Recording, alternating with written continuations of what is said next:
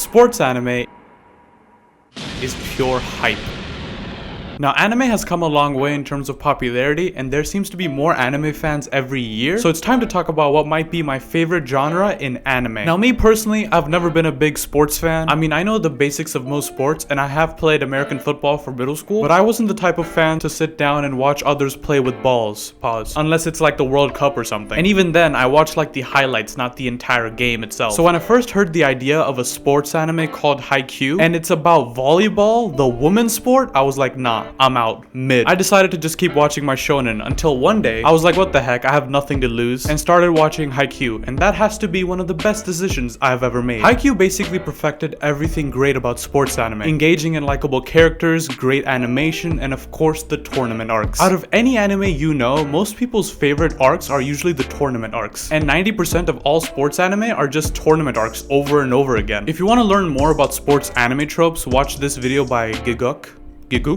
I don't know how to say his name, but I'll put the video in the description. I'm not trying to go over every trope in sports anime. I just want to talk about my favorite sports anime and what makes them so amazing. First up, we have probably my favorite sports anime ever, Slam Dunk. Hold up, I gotta get ready for this one. Now, there are many reasons I see this anime slash manga as the pinnacle of its genre. It doesn't have many of the previous said tropes in the medium, for example, superpowers. Sports anime loves to make every move a special move that can shatter reality or something, but in Slam Dunk, the hype moments are much more realistic, and they're more about the character rather than the move they're doing. On top of that, Slam Dunk has my favorite cast of characters in any sports anime. I don't even know how to explain it since a lot of other sports anime have a similar set of characters, but I really think Slam Dunk did it the best since I love the personal connections each character has with each other. Now, you have the obvious connections like Rukawa and the main character Hanamichi hating each other since Hanamichi's crush is in love with Rukawa, and then there's the stuff like the connection between Ryota and Mitsui, who go from beating each other up to the point that they're sent to the hospital to being the